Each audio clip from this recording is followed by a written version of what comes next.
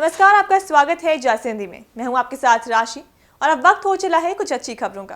तो आइए बढ़ते हैं आज की पहली गुड न्यूज की ओर। प्रधानमंत्री नरेंद्र मोदी ने वाराणसी में टेंट सिटी का वर्चुअली उद्घाटन कर दिया है। इसी के साथ पीएम ने वाराणसी डिब्रूगढ़ के बीच यात्रा करने वाले रिवर क्रूज MV गंगा विलास को भी हरी झंडी दिखाई है।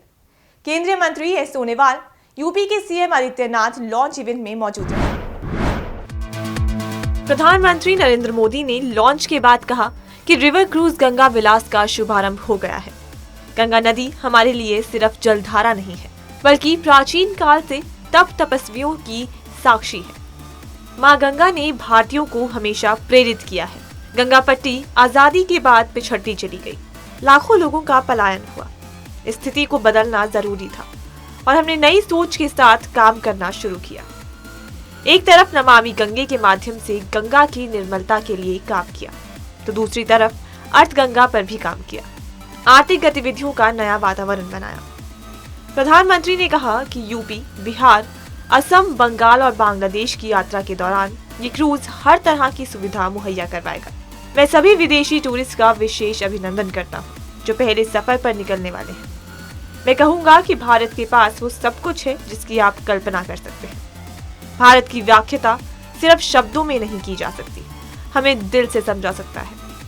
आइए आगे सुनेंगे प्रधानमंत्री नरेंद्र मोदी ने आखिर और क्या कहा। दुनिया की सबसे लंबी नदी जल यात्रा गंगा विलास क्रूज का शुभारंभ हुआ है। इससे पूर्वी भारत के अनेक पर्यटक स्थल वर्ल्ड टूरिज्म मैप में और प्रमुखता से आने वाले हैं। काशी में गंगा पार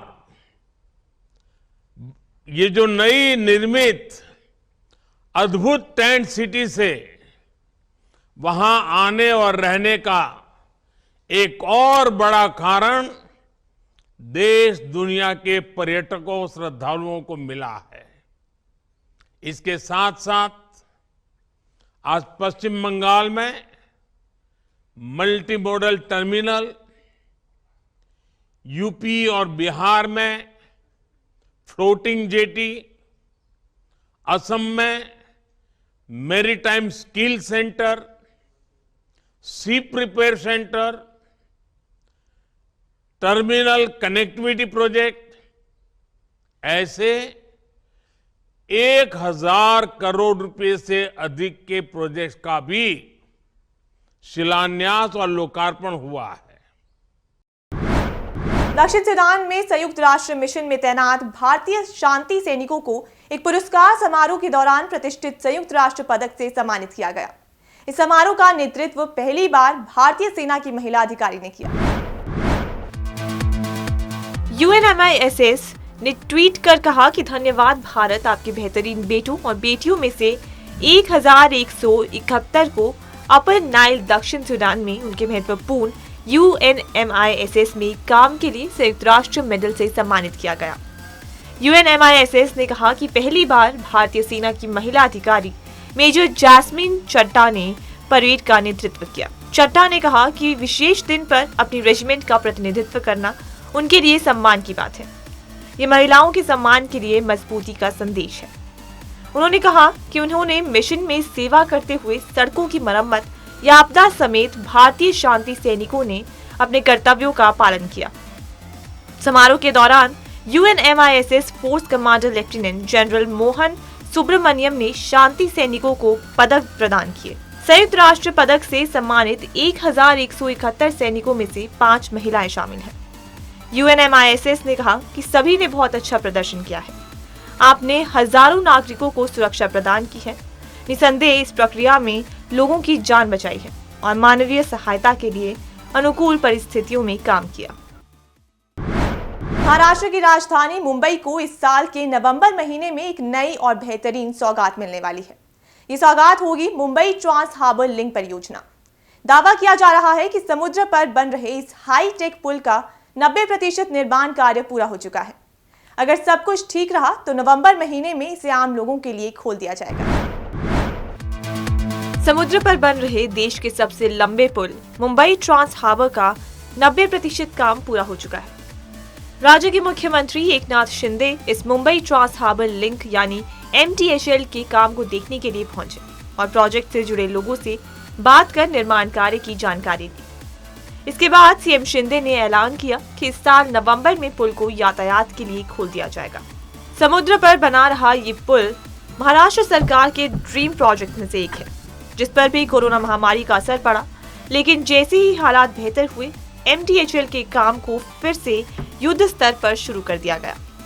इस 22 किलोमीटर लंबे पुल का 16.5 किलोमीटर का हिस्सा समुद्र पर बनाया जा रहा है और ये 6 लेन की परियोजना है, जिसे बनाने के कंक्रीट और स्टील के साथ ऑर्थोट्रॉपिक स्टील डेक तकनीक का इस्तेमाल पहली बार भारत में किया गया है, ताकि समुद्र से गुजरने वाले बड़े जहाजों को आसानी से रास्ता मिल सके।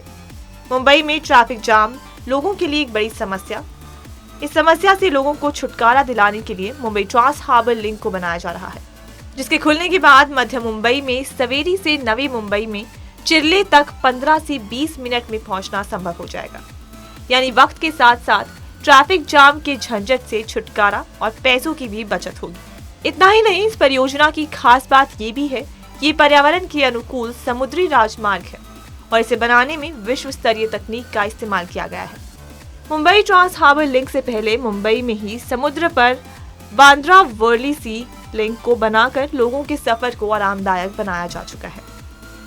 अब जब नवंबर में MTHL आम लोगों के लिए खोल दिया जाएगा, तो इससे देश की आर्थिक राजधानी मुंबई को और रफ्तार मिलेगी। दूसरे देशों में रह रहे भारतीय जल्द ही अपने अंतर्राष्ट्रीय मोबाइल नंबरों के जरिए UPI कर सकेंगे। 10 देशों के NRI अपने भारत के फोन नंबर पर निर्भर हुए बिना लेन देन के लिए UPI सेवाओं का उपयोग कर सकेंगे। इन देशों की लिस्ट में Singapore, US, Australia, Canada, Hong Kong, Oman, Qatar, Saudi Arabia, UAE और ब्रिटेन शामिल हैं। भारतीय राष्ट्रीय भुगतान निगम के अनुसार अंतर्राष्ट्रीय मोबाइल नंबर वाले NRE या NRO जैसे खाते UPI का उपयोग करके लेन देन कर सकते हैं। पेमेंट्स कॉर्पोरेशन ने पार्टनर बैंकों को निर्देशों का पालन करने के लिए 30 अप्रैल तक का समय दिया है। एक NRI खाता निवासी भारतीयों को विदेशी कमाई को भारत में ट्रांसफर करने में मदद करता है, जबकि एक NRO खाता उन्हें भारत में अर्जित आय का प्रबंधन करने में मदद करता है। इसके लिए एकमात्र शर्त यह है कि बैंक ये सुनिश्चित करे कि ऐसे खातों को विदेशी मुद्रा प्रबंधन अधिनियम के नियमों के अनुसार अनुमति दी जाए, भारतीय रिजर्व बैंक के दिशा निर्देशों का पालन करें और मनी लॉन्ड्रिंग या आतंकी वित्त पोषण के खिलाफ सुरक्षा करें। प्रधानमंत्री नरेंद्र मोदी की अध्यक्षता वाली एक कैबिनेट समिति ने रुपे डेबिट कार्ड और कम मूल्य वाले भीम UPI लेन देन को बढ़ावा देने के लिए 2600 करोड़ रुपए की योजना को मंजूरी दे दी है। भारतीय बैडमिंटन खिलाड़ी HS प्रणॉय ने इंडोनेशिया की चिको ओरा को हराकर मलेशिया ओपन के क्वार्टर फाइनल में जगह बना ली है। वहीं सात्विक साईराज और चिराग शेट्टी ने पुरुष युगल के क्वार्टर फाइनल में जगह बना ली है। दुनिया के 8वें नंबर के खिलाड़ी प्रणॉय ने चिको ओरा द्विवादियों के खिलाफ 21-9, 15-21, 21-16 से जीत दर्ज की। ये मैच 1 घंटे और 4 मिनट तक चला। प्रणॉय का चिको से ये दूसरा मैच था। इससे पहले वो सैयद मोदी इंटरनेशनल 2018 में हार गए थे। सात्विक साईराज और चिराग ने इंडोनेशिया की जोड़ी मोहम्मद शोहिबुल फिक्री और बगास मौलाना को 50 मिनट में 21-19 और 22-20 से शिकस्त दी। इससे पहले राष्ट्रमंडल खेलों की कांस्य पदक विजेता त्रिसा जॉली और गायत्री गोपीचंद को बुल्गारिया की गैब्रियोला स्टोएवा और स्टेफनी स्टोएवा ने प्री क्वार्टर फाइनल में हरा दिया था। दुनिया में 16वें नंबर की भारतीय जोड़ी को 14वीं रैंकिंग वाली स्टोएवी बहनों ने 21-13, 15-21 और 21-17 से हराया। बॉलीवुड एक्ट्रेस आतिया शेट्टी और इंडियन क्रिकेटर KL राहुल अपनी रिलेशनशिप की खबरों की वजह से अक्सर सुर्खियों में रहते हैं। मीडिया रिपोर्ट्स के मुताबिक दोनों इस महीने के अंत में शादी के बंधन में बंधने वाले हैं। दोनों की शादी की सेलिब्रेशन 3 दिन पहले शुरू हो जाएंगी। रिपोर्ट के मुताबिक दोनों की शादी इसी साल 23 जनवरी को सुनील शेट्टी के खंडाला वाले बंगले पर होगी। दोनों के प्री वेडिंग फंक्शन 21 जनवरी से शुरू हो जाएंगे। शादी में कुछ ही दिन बचे हैं, इसलिए दोनों की फैमिलीज में जोरों से तैयारियां चल रही हैं। राहुल और अथिया करीब 3 साल से एक दूसरे को डेट कर रहे हैं। दोनों अक्सर एक दूसरे के साथ वेकेशन पर जाते रहते हैं। काफी समय तक दोनों ने अपने रिश्ते को सीक्रेट रखा था। अथिया अक्सर केएल राहुल के साथ उनके इंटरनेशनल क्रिकेट मैचों में उनके साथ स्पॉट हो जाती हैं।